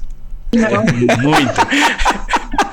E a gente decorava, assim, cada um que descobria alguma coisa colocava o nome e tal, e aí era um trupé só para poder entender esses testes. E a gente sabe que passou por uma transição e muito positiva. E eu sei que você fala do CKQuest, você fala do arremesso, a gente fala de vários testes aí funcionais para membro superior, nós temos testes funcionais para os membros inferiores, e hoje a gente é mais a integralidade, o gesto de movimento, no processo de reabilitação, temos estudos aí de ombro comparando outras cinturas, o membro inferior envolvido e tudo mais. Eu queria que você falasse um pouco da sua experiência aí em relação a esses testes funcionais e como que você enxerga essa transição. Posso começar esse? Pode, vai lá. Não. Cara, eu acho que quando a gente começou falando de desafios da fisioterapia, eu acho que talvez a gente desenvolver testes clínicos funcionais que tragam boas respostas para a gente, isso é um desafio que a gente ainda é um abacaxi que a gente precisa descascar ainda. Tá? Eu trabalho nos laboratórios de biomecânica do HC, então eu faço avaliação funcional quase que todos os dias, mas eu faço muito de membro inferior. E a gente tem uma série de testes de membro inferior que trazem respostas clínicas super importantes. Então eu vou dar um exemplo para vocês. A gente faz avaliação, todo paciente que faz cirurgia de ligamento lá no HC, passa por uma avaliação com a gente antes da cirurgia, com 3 meses, com 6 meses e com 1 ano depois. E a gente usa esses testes funcionais para direcionar a reabilitação desses pacientes. Então a gente tem testes que direcionam isso de maneira muito objetiva. Então se o cara não passa no teste de força, ele não vai para frente, porque a gente sabe que se ele não tiver uma boa simetria de força, ele tem um risco muito maior de ter lesão. Então isso é só um exemplo. Então, se ele não passa num rope test, por exemplo, nos testes de salto, ele vai ter que treinar salto, ele vai ter que treinar mudança de direção, porque ele sabe que se ele não passou nesses testes, ele tem um risco de relesão muito grande. Para membro superior, a gente não tem isso. Eu acho que há alguns anos atrás, quando eu me formei, a gente começou a falar de teste funcional de ombro, isso há 12 anos atrás, a gente tinha nada, hoje a gente tem alguma coisa sendo direcionada. E o que eu percebo desses últimos testes clínicos que têm sido, eles não são nem tão novos, mas alguns, que eles têm evoluindo mais no sentido de a gente conseguir avaliar um pouquinho melhor o atleta arremessador.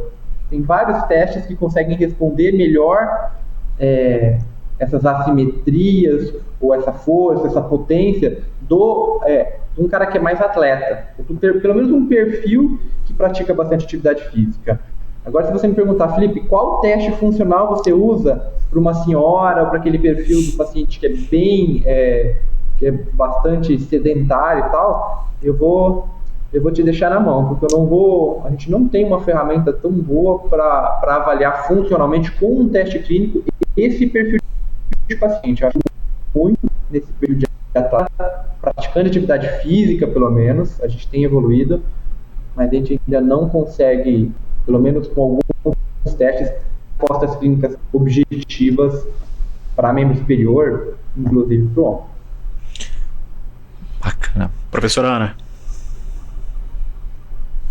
Né? Então.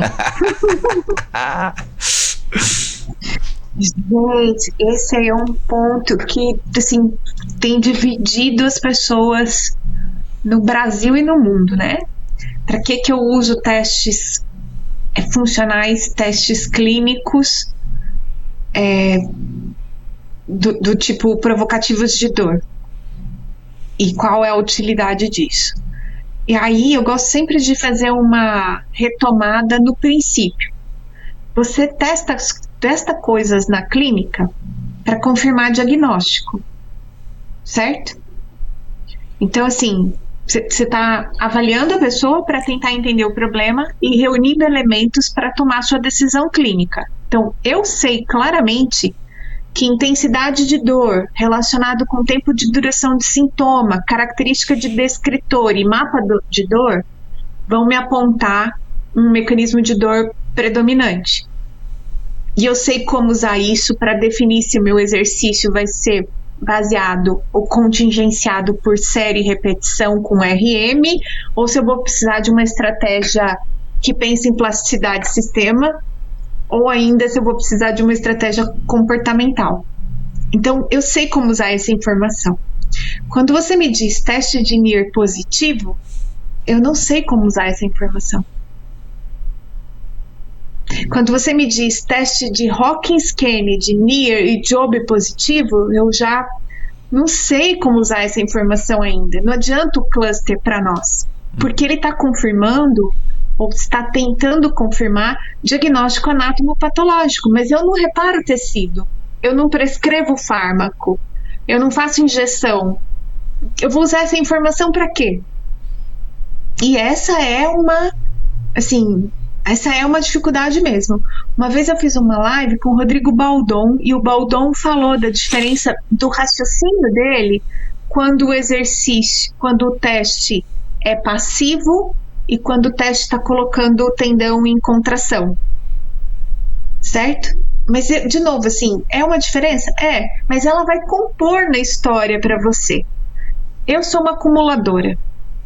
Eu não abro mão de nada. Você fala assim, não vamos mais fazer os testes provocativos de dor.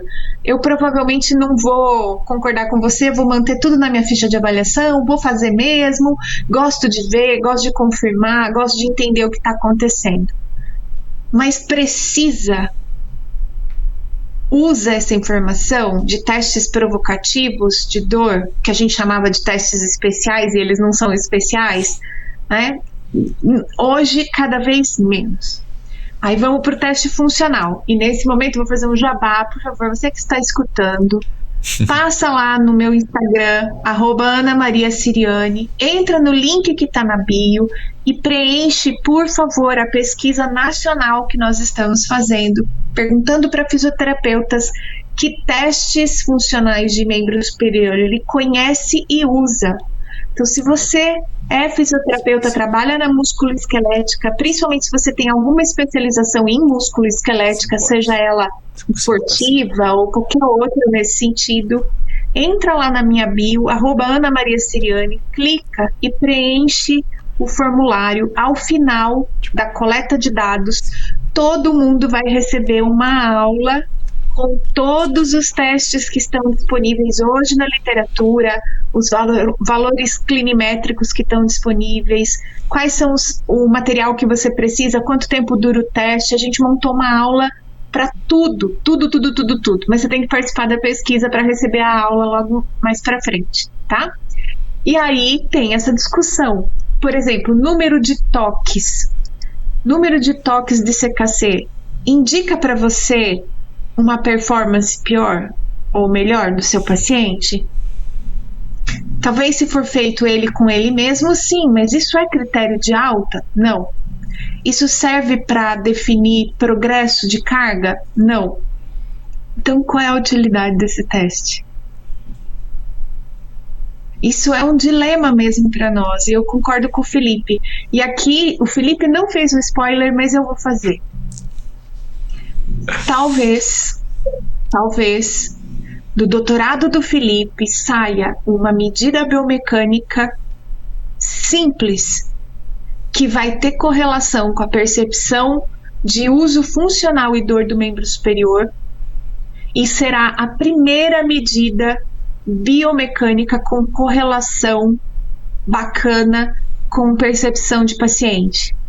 Se isso for verdade, nós vamos passar a ter um teste, que é um teste de alcance da mão em 3 dimensões, que não deixa de ser funcional, porque indica para nós aonde a gente consegue colocar esta mão no espaço, com forte correlação com a percepção do paciente.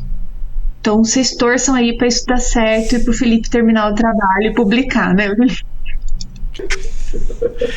Muito bom. Eu sou torcedor número 1. Eu sou número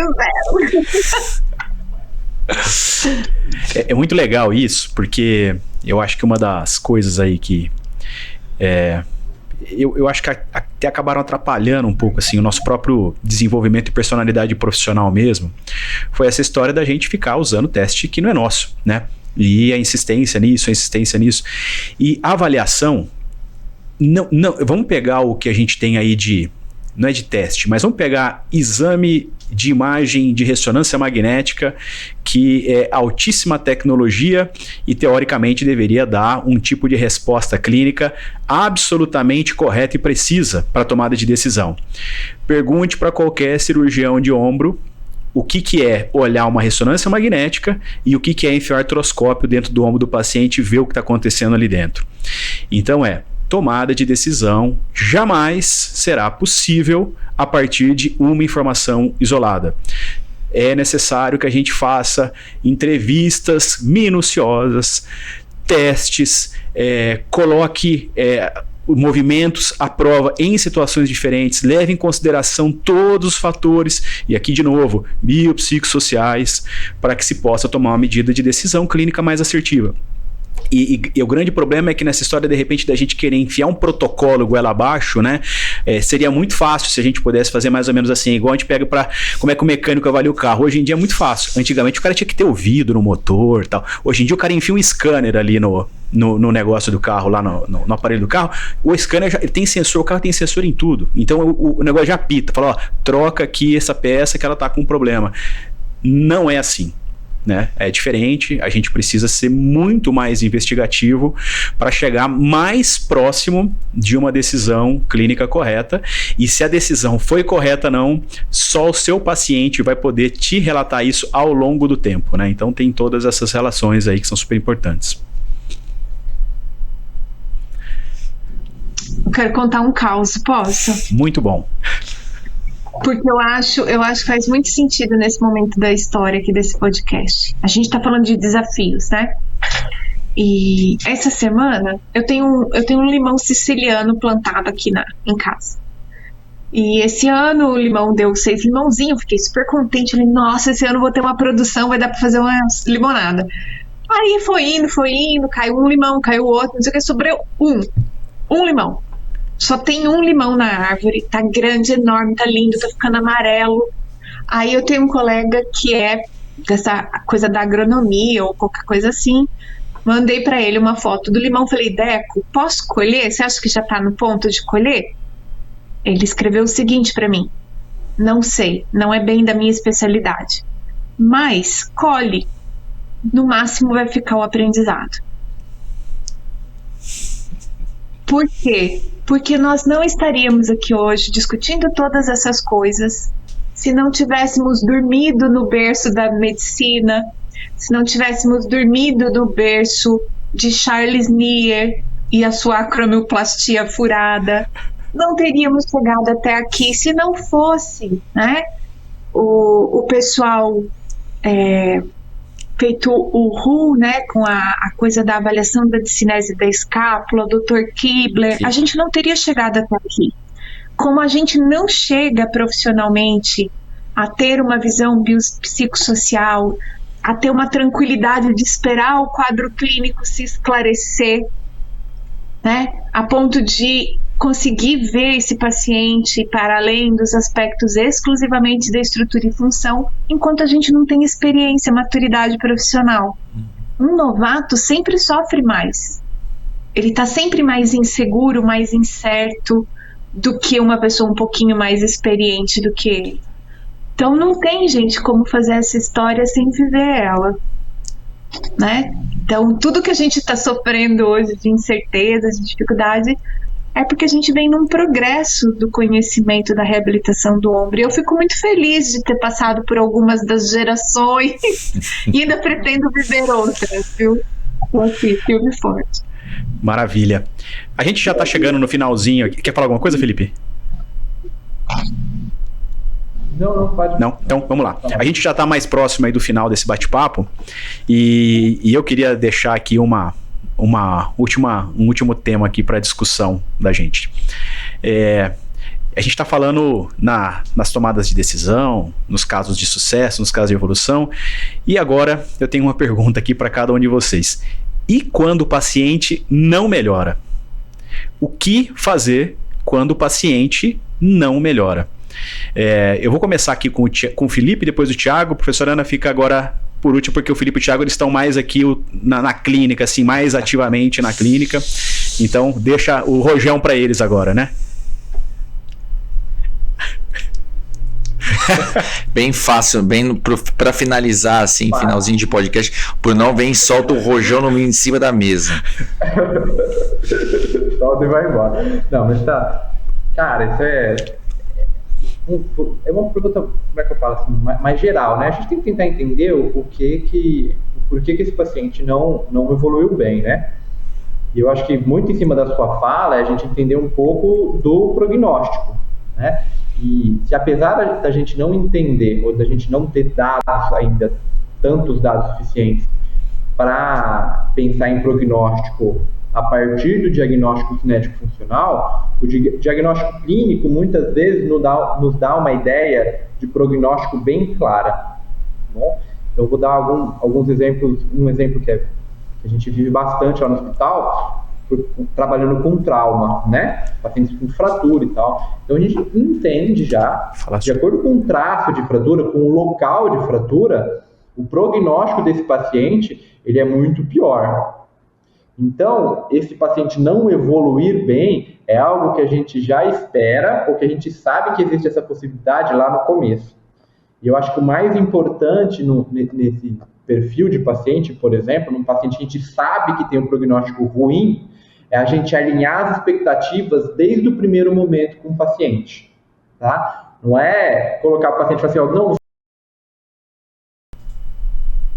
que aconteceu? Travou.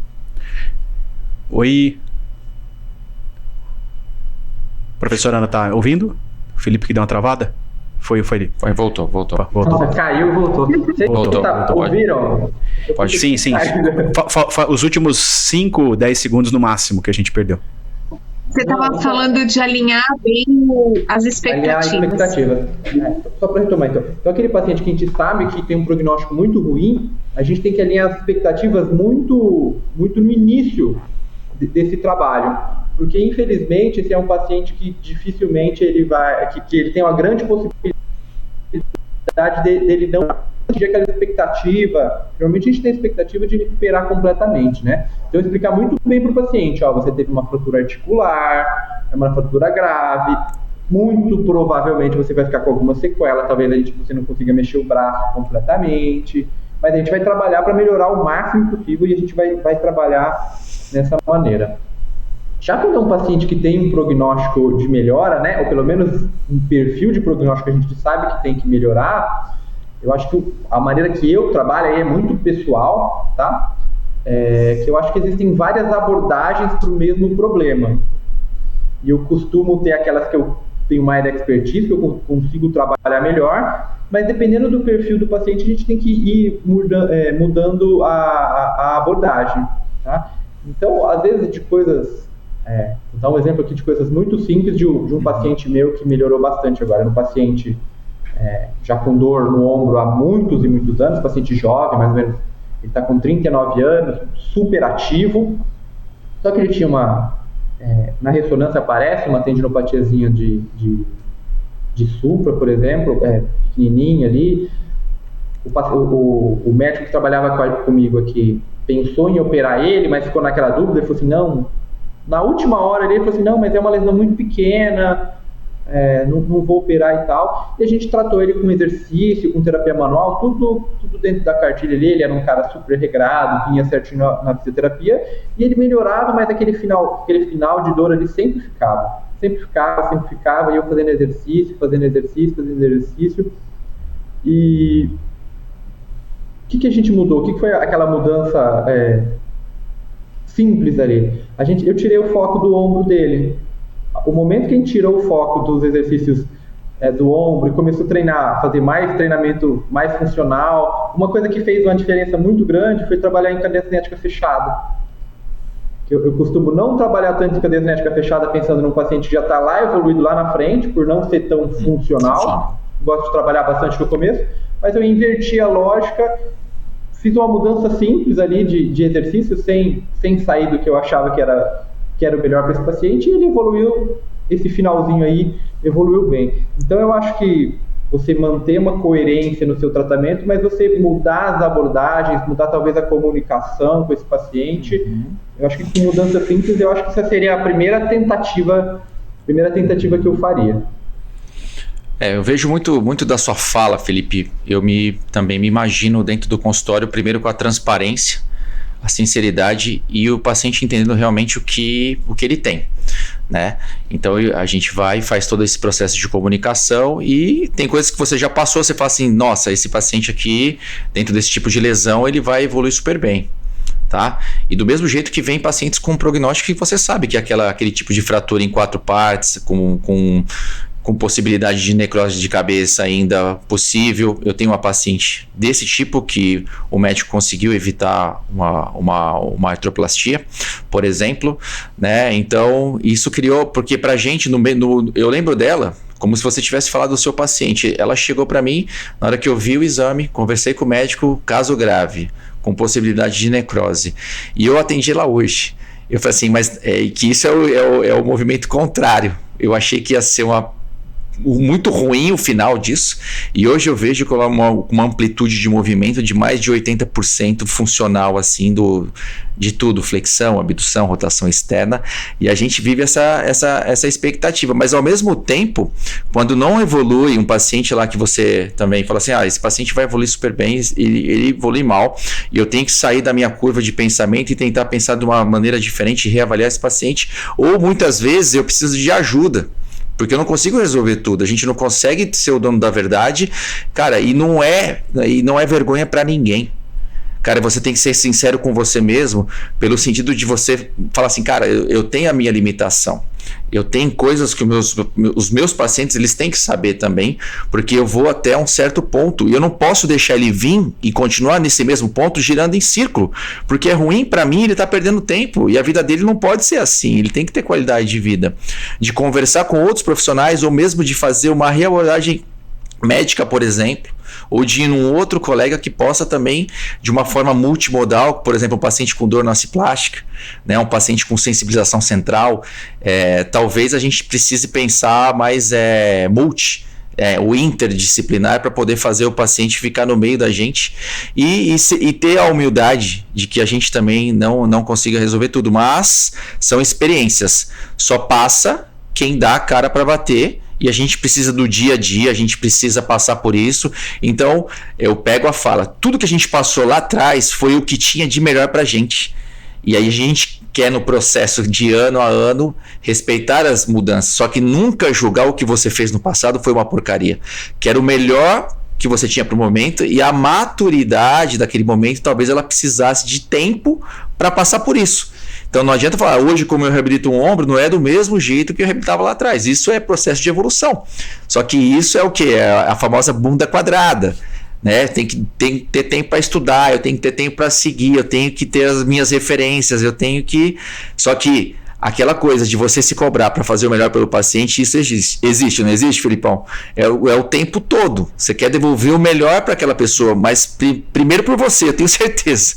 Para depois falar assim, agora esse paciente, eu quero encontrar com ele, igual um paciente que eu reabilitei de ombro, eu estava indo viajar, dando aula, Aí esse paciente, de repente, tomando um café, ele vem me dar um tapa nas costas, e você conseguiu consertar meu ombro. Eu falei assim, foi o melhor tapa que você já me deu. Então é bem isso, então é prazeroso demais e vamos pra cima. Muito bom. Professora Ana. É só para referendar mesmo que os meninos falaram, né? Essa coisa do alinhamento de expectativas, que inclusive a gente tem que fazer com qualquer paciente que tem dor crônica também, então acho que é mais referendar. E esses casos sempre exigem equipe, né? Então tá bem, quanto mais a gente puder ter um alinhamento aí com o médico que recebe esse paciente também, conhecer, conversar, trocar uma ideia, às vezes é um ajuste de medicamento, às vezes é até a necessidade de um psicólogo, porque muda o status da vida dessa pessoa, entender que nem tudo vai voltar a ser como era antes, então tem umas questões pessoais para lidar, que podem ser inclusive muito transitórias, mas que podem fazer muita diferença para o paciente ficar melhor, mais confortável na situação que ele vai enfrentar dali adiante. A gente falou bastante de dores de origem musculoesquelética, acho que é o nosso viés, mas a gente tem casos de dor no ombro, por exemplo, de dor central pós-AVC, que são coisas super complexas de tratar. Exigem eletroestimulação como recurso para ajudar, porque não tem aquela contração voluntária, exigem uso de órtese, que é outra coisa também que tem que saber prescrever bem. Então, é um universo de coisas para falar de ombro que não tem fim, graças a Deus, né? Que a gente gosta, então não é para acabar mesmo. Isso aí. E pessoal, só pra gente agora encerrar, né? Eu queria que cada um de vocês, fizessem aí suas considerações finais e no seguinte sentido, assim, muitas das pessoas que vão assistir, né, esse episódio, elas estão preocupadas assim, o que eu preciso fazer? Me dá aqui algumas dicas, alguns aconselhamentos gerais do que eu preciso fazer para melhorar minha capacidade de trabalho com reabilitação de ombro. E aproveitando o gancho, eu queria também que agora a gente vai colocar o Instagram de vocês aqui para que as pessoas possam entrar, acessar, e se vocês tiverem qualquer tipo de projeto pessoal para ser divulgado para os nossos alunos aqui também, essa é uma oportunidade para que eles possam conhecer, além desse bate-papo que a gente está fazendo, os outros trabalhos que vocês estão desenvolvendo também. Então, professora Ana, pode fazer suas considerações e falar também um pouquinho desses trabalhos para a gente poder ampliar a divulgação aqui. Bem, eu sou uma defensora árdua do estudo autodirigido. Então, você pode, como o Felipe comentou ao longo da live, você pode não fazer um mestrado, não fazer uma especialização, mas você não pode parar de estudar. Quem quiser entender um pouco mais como fazer isso, como se organizar para isso, dá para fazer. Especificamente de ombro, tem um curso aberto, gratuito, inteiro gravado lá no YouTube.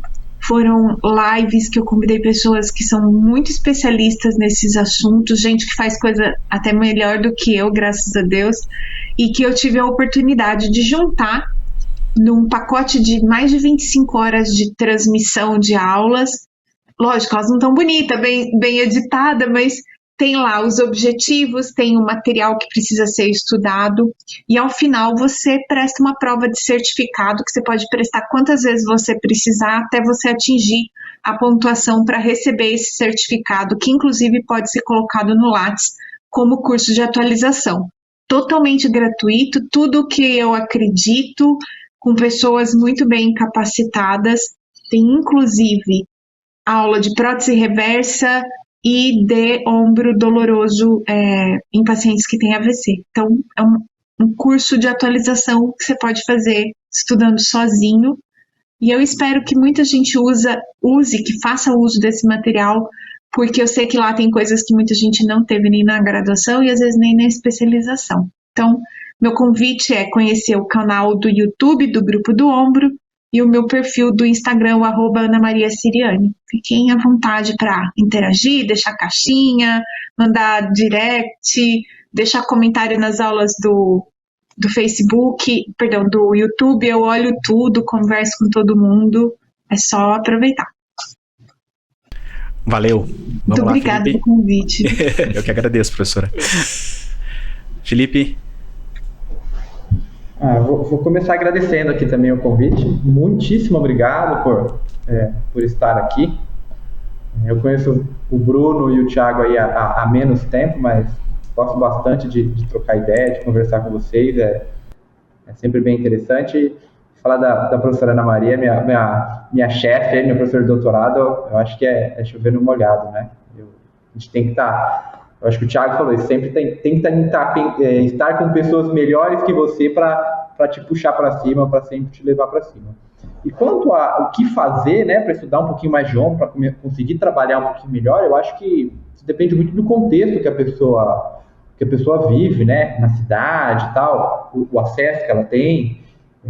Mas ela tem que entender, eu acho que uma coisa que é claro pra gente é que a gente tem que estudar, não tem como, né? Não tem jeito da gente fugir disso, e a gente tem que tentar encaixar da melhor maneira possível, porque isso é algo que precisa ser contínuo, né?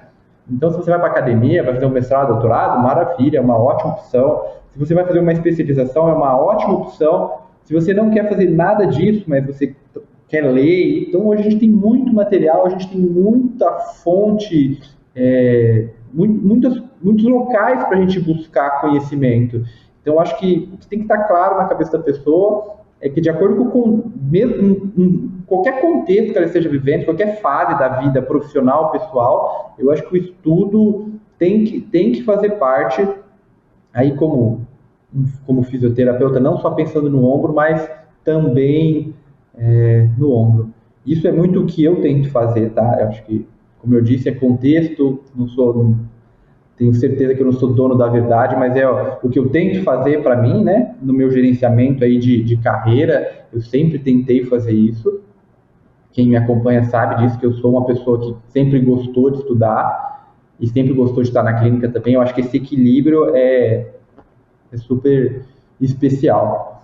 E falando um pouquinho da parte pessoal, até uma chance de colaborar com o pessoal, a gente tem, junto com 2 colegas, com o Yuri, que é de São Luís, e com o Ronaldo, que é de São Paulo, a gente tem um perfil no Instagram que chama EMAI-Physio, nossa empresa, que a gente está trabalhando aí em alguns produtos de custo, de formação para o pessoal. A gente deve lançar nossos produtos aí no próximo mês, mas a gente também tem bastante conteúdo gratuito no nosso perfil do Instagram, então eu convido todos aí a seguir a gente lá, que a gente sempre está postando coisa nova. E a gente tem um canal aqui no YouTube também, que pelo menos semanalmente a gente traz alguma aulinha, alguma discussão de artigo. Então os 2 locais aí são locais que a gente oferece conteúdo e que a gente sempre está aberto para discussão, para pergunta. O pessoal, graças a Deus aí, o pessoal tem participado bastante, a gente tem crescido e eu tô bem feliz com isso. Para quem é recém-formado, lá no HC a gente tem um programa de especialização que é prático, tá bom? Então, todo começo do ano a gente tem turmas, são 12 alunos que ficaram a partir desse ano, tem bolsa. Então, quem está recém-formado e quem tem até 2 anos de formado que está assistindo esse podcast, ou que está nos últimos anos de faculdade, que pensa em se especializar na parte de ortopedia e traumatologia, sempre lembre de dar uma olhadinha lá no Hospital das Clínicas, que tem esse programa de especialização que é muito legal. Você fica o dia todo no hospital, tem uma carga teórica super grande também e uma carga prática de mais de 1000 horas prática ali com o paciente. Então, acho que é uma outra possibilidade bem interessante. Acho que era aí, esses os recados aí que eu tinha para finalizar. Boa.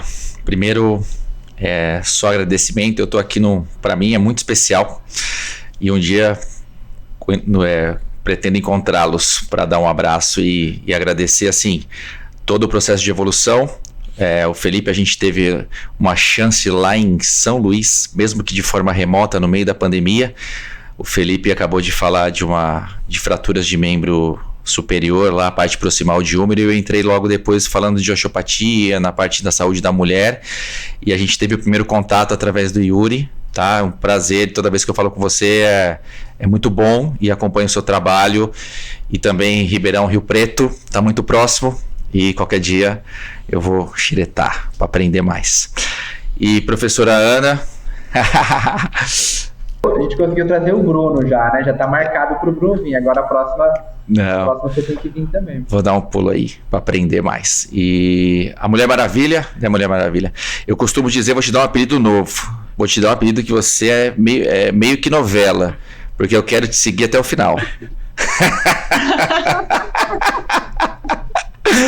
E agradecer todo o processo de evolução dentro da reabilitação do ombro. Eu te acompanho no YouTube, te acompanho em tudo que você faz, assim, tento melhorar e usar você como referência positiva, assim, para as pessoas para quem eu ministro as minhas aulas, para os meus pacientes no meu processo de comunicação.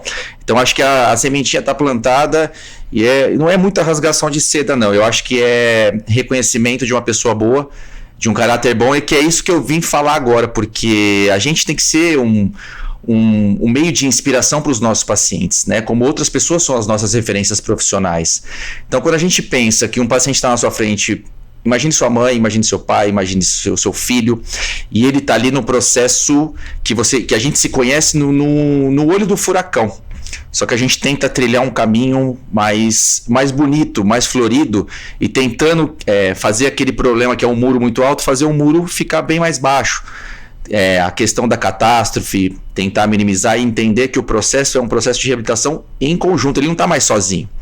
Então, o nosso processo de ajuda é entender de pessoas. Então, para entender de pessoas, a gente tem que entender de comportamento, a gente tem que entender como que isso funciona para cada paciente, o tipo de linguagem que a gente vai utilizar. Então, isso é um incômodo pessoal de a cada dia melhorar. E do mesmo jeito que a gente está aqui falando numa sexta-feira à tarde, pensando que a gente vai tomar uma daqui a pouco e tudo mais, eu acho que daqui a pouco, tá? Ainda não dá. A gente tem que pensar no seguinte, por exemplo, eu sei que segunda-feira o bicho vai pegar, e eu não vou deixar para segunda-feira para organizar a minha semana. Então eu tenho que ser um gestor do meu tempo para falar assim, quando eu risco, eu falei isso esses dias conversando com o Bruno, quando eu risco uma tarefa, eu falo assim, graças a Deus, e cadê a próxima? E é assim que a gente constrói um futuro do desconforto positivo, de você falar assim, cada dia eu tenho que melhorar, cada dia eu tenho que dar o gás, cada dia eu tenho que criar uma expectativa melhor em mim. Se eu não for o cara que gosto de mim e quero ver crescer cada vez mais, quem que vai querer, né? E isso isso eu vou transmitir para quem? Para o meu dia a dia. E o meu paciente vai falar, putz, ele tem que me ver não só como um fisioterapeuta, ele tem que me ver como um cara que faz parte do processo de mudança de vida dele. Então eu tento melhorar a minha qualidade pessoal, também para ajudar a minha qualidade profissional a fluir cada vez mais, e sempre com os amigos em volta, sempre com a família em volta, e sempre com pessoas melhores que a gente, sempre porque a gente quer estar próximo dessas pessoas para ter como exemplos e seguir modelos. É a famosa modelagem aí que a gente fala. De coração, eu estou muito feliz, eu falei pro Bruno, eu falei assim, cara, eu não acredito que isso vai acontecer, e eu estou muito feliz de verdade. Muito bom, muito bom. Thiago, o Bruno tá vindo dia 12 de maio, você também, se quiser vir junto, se quiser vir em outro momento, o grupo tá aqui para receber você. Gratidão sempre e valeu. Eu quero levar o Thiago, mas vamos lá, vou tentar, vou fazer o possível aqui para levar o Thiago. Traz ele. Show. E para finalizar, primeiro que agradecer a professora Ana, Felipe, achei que foi um bate-papo muito bacana, muito legal. Se eu pudesse dar as minhas considerações do que a pessoa pode fazer para melhorar o seu trabalho em reabilitação de ombro, eu acho que um bom passo é realmente acompanhar um pouco do trabalho das referências, né? Eu acho que aqui a gente tem 3 grandes referências para trabalho com ombro, e fica o convite para que todos possam seguir um pouco mais de perto todo esse trabalho. Queria agradecer a todo mundo que mandou pergunta na nossa caixinha de perguntas que a gente colocou ontem, e foi muita pergunta, e eu fui vendo aqui que praticamente aí tudo que foi perguntado foi respondido, e eu dei a bobeira assim de não anotar o nome das pessoas e as perguntas, mas eu lembro que teve professor Fleury, o Diogo, Gabriel, Maria Cristina, João Paulo, William, teve um monte de gente que mandou um monte de coisa, e eu dei bobeira de não anotar o nome de todo mundo, mas também é muito difícil falar o nome de todo mundo, então muito obrigado. Também falar aqui, quem não conhece, quem ainda quiser acompanhar um pouco melhor o nosso trabalho da Ebrafim, segue lá a Ebrafim no Instagram. Lá nos nossos canais da Ebrafim tem o link para acessar o Podfísio. E também a gente tem o nosso canal do YouTube da Ebrafim, a gente tem bastante conteúdo legal lá. E mais do que isso, assim, a gente está experimentando uma nova forma de comunicação. Então, todas as referências, ideias, críticas sempre serão muito bem-vindas para que a gente possa realmente fazer programas aí que sejam mais produtivos para todos. O meu convite aproveitando até a presença do Felipe aqui, pessoas que têm vontade de estudar osteopatia, a gente está com uma turma aí para se formar em Ribeirão agora para o mês de julho. A gente já está aí com mais da metade da turma formada, então a gente falta alguns alunos para a gente completar. Então quem tiver interesse, quiser saber conhecer um pouquinho mais sobre a osteopatia, quem tiver interesse nas características dessa turma, pode falar com o professor Felipe, pode falar com a gente de Ebrafim, a gente vai fazendo esse meio campo e faz todos os contatos, tá legal? Mais alguma consideração? Acho que é isso. Pessoal, muito obrigado mais uma vez de coração, achei que ficou muito bacana e espero aí que todos vocês que estão ouvindo aproveitem ao máximo essa galera muito forte aí de reabilitação de ombro. Obrigado. Valeu, obrigado.